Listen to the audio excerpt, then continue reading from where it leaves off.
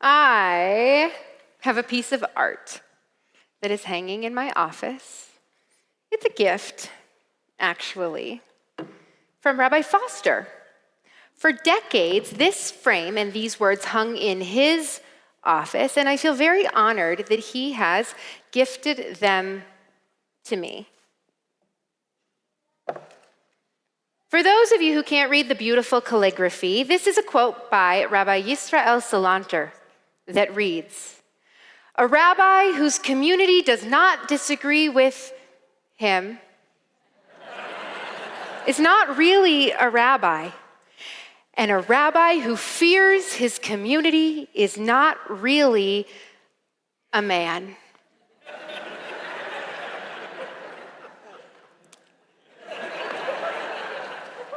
I feel confident that Rabbi Salanter never, in his wildest dreams, imagined his words hanging on pink walls in the office of a female senior rabbi, but there they will hang, as a charge and as a challenge.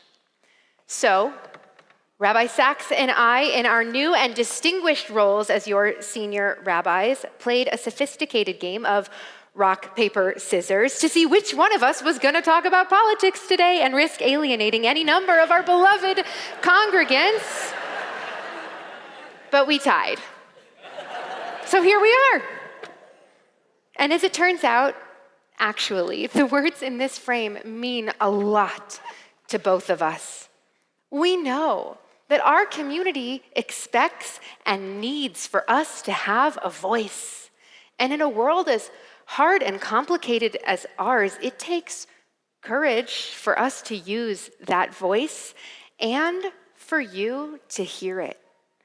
Some of you depend on this moment, the place in the High Holy Days when your senior rabbi shares their lens on the world. Some of you dread it, asking why this sanctuary can't be a sanctuary from the pain outside these walls.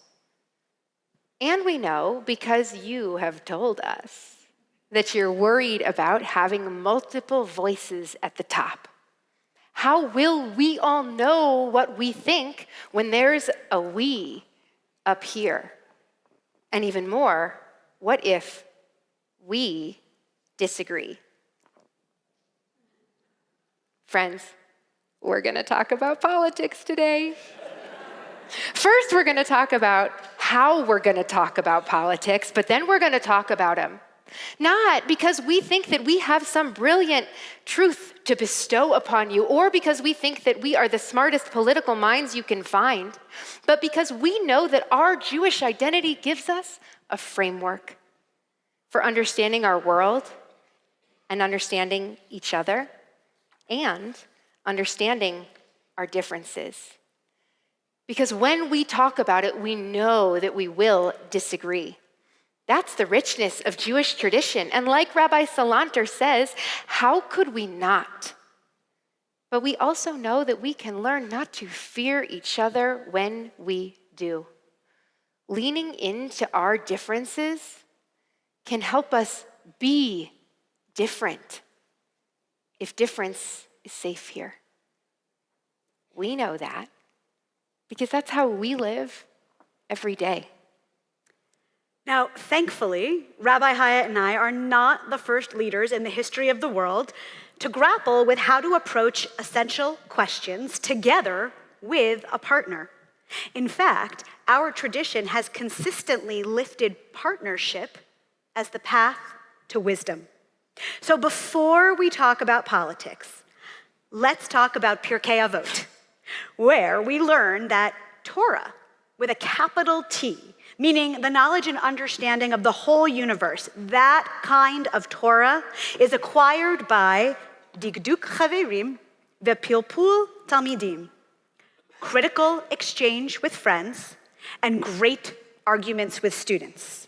The Talmud goes so far as to say that just as fire cannot be made to burn with one piece of wood, so too the words of Torah cannot be retained by someone who studies alone. And so the question is, why? Why does learning material in partnership, or kavruta, which comes from the word for friend, show up as such a strong value in our tradition? Challenges by a partner sharpen our content and bring us closer to truth. There's a famous story in the Talmud about two sages who are legendary study partners, Rav Yochanan and Reish Lakish. And through a set of tragic circumstances, Reish Lakish suddenly dies, and Rav Yochanan is bereft. In an effort to comfort him, Rav Yochanan's friends try to set him up with a new partner, Rav Elazar.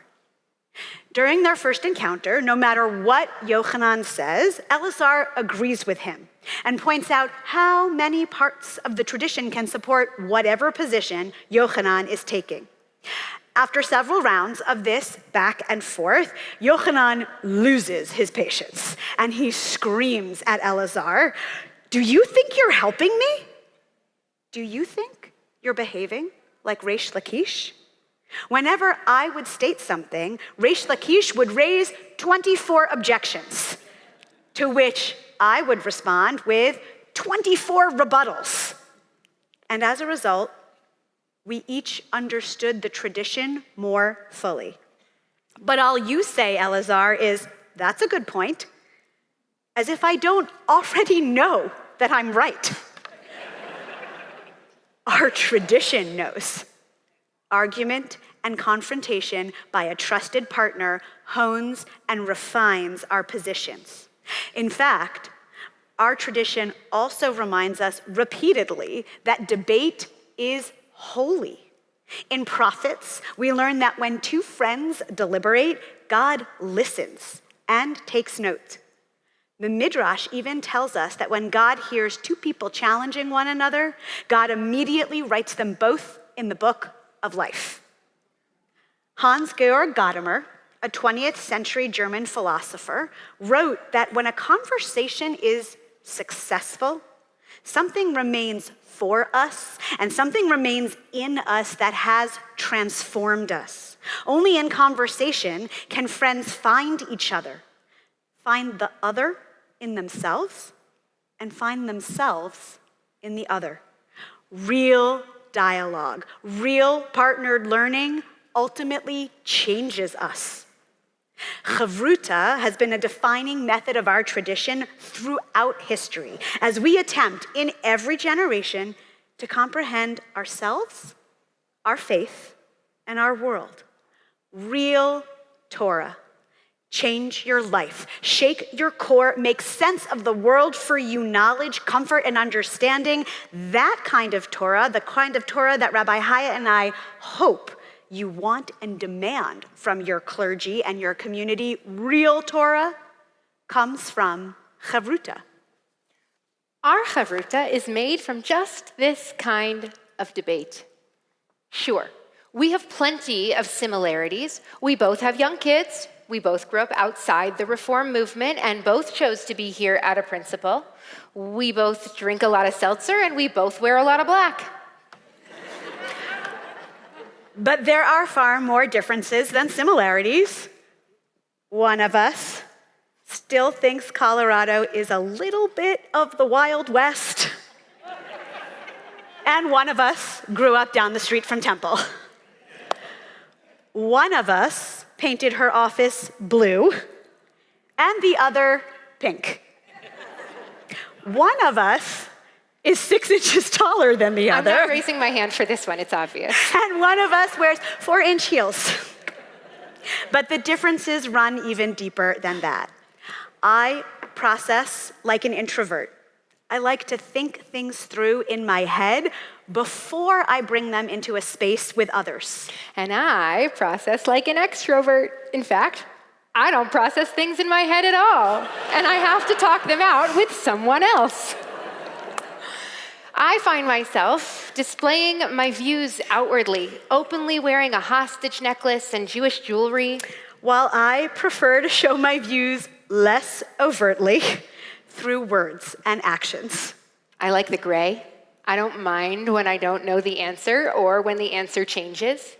I love a rubric and feel most at home when things are aligned with that rubric.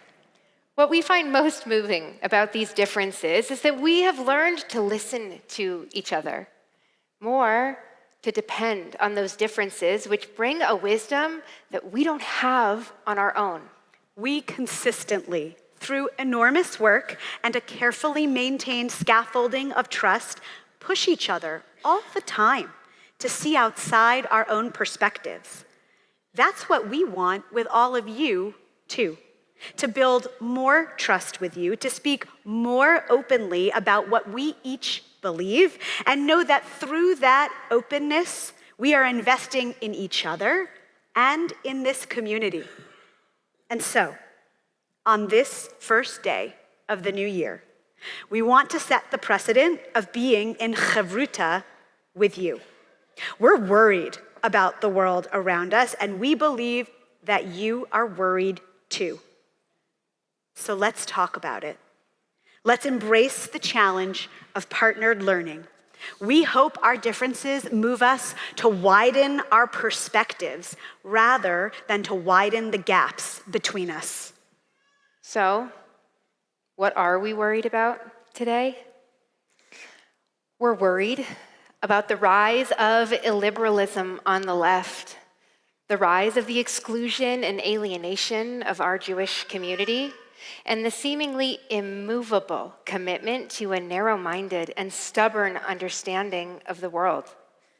And we also fear extremism on the right, the racism and nationalism that are fueling the fires of hatred and intolerance. We are scared that anti-Semitism is on the rise, that our children feel unsafe in their schools. We are alarmed by consistent and pernicious anti-Zionist politics showing up on college campuses and by universities that are denying accountability. And we are deeply concerned that our government is weaponizing the pain of anti-Semitism and using it to justify dangerous infringement on civil liberties, higher education, and the freedom of speech. We are distraught by what's happening in Gaza. The Israeli government has crossed a moral boundary, and we cannot justify the current ground invasion. We fear the impact of Israeli action on generations of Palestinian children. And we remain fundamentally, immovably, and unapologetically Zionist.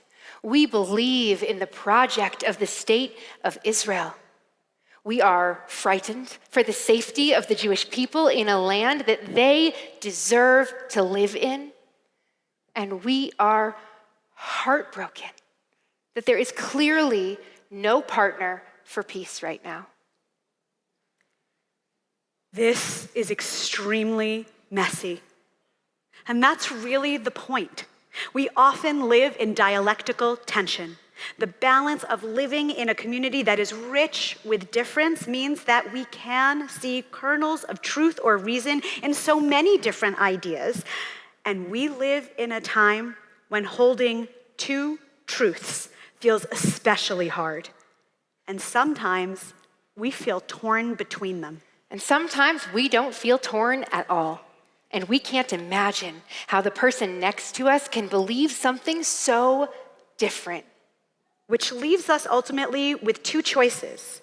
Walk away from the difference because it is too hard, or take a deep breath and dive into the complexity of trusted kavruta, because our congregation is kavruta. Between the two of us, between us and you, and between you and each other. If you want to know what we think, we're here every week saying it. And we want to know what you think. We know that navigating and sharing with your clergy and each other can be daunting and hard, but we are here for you. We promise you that we have patience for ambiguity. We value the struggle of partnered learning, the 24 objections and the 24 rebuttals. We value being pushed and having hard conversations. We value difference. Rabbi Salanter said, "A rabbi who fears his congregation is not a man, and neither are we." Difference can be different here. We think that Rabbi Salanter would agree with us that difference is strength. For generations, we have depended on this strength to get us through hard moments, to comfort us when we hurt, to teach us when we need wisdom, and to push us when we are too sure that we are right. And that's what we can be for each other: comfort, wisdom, and partnership. Another story is told about Yochanan and Elazar, our famous study partners from earlier. Once, Elazar found himself deep in despair, and Yochanan came to see him and saw that Elazar was weeping. And Yochanan said, "Why are you crying?" And Elazar said, "I am crying for the world which is not as it can or should be." And Yochanan looked at his friend and said, "Over this, we can most certainly weep." And they cried together. And then Yochanan took Elazar by the hand and lifted him up. Yochanan and Elazar understood that their relationship was not about being right. It was about seeing the other and what they needed, learning or challenge, or sometimes maybe just someone to share in the heartbreak over the state of the world, even when that heartbreak might be coming from different places. In the sacred space of kavruta, it's never about being right. The poet Yehuda Amichai said it best: "From the place where we are right, flowers will never grow in the spring. The place where we are right is hard and trampled like a yard. But doubts and loves dig up the world like a mole, like a plow. And a whisper will be heard in the place where the ruined house once stood." Imagine what can grow here if we see each other in partnership as kavruta, ready to grow and be grown. Our community can be the garden in the midst of a hard and trampled world. If we can be open to growth, if we can lift each other and be lifted, think of what could grow. As we come into this new year, may we enter with the courage to grow into deep kavruta with one another. May we, through difference and disagreement and debate, transform and strengthen one another. May we disagree without fear of condemnation or alienation, and through honest connection, may we bring each other closer. May we live in the place where we are open and not where we are right, and may we grow from there.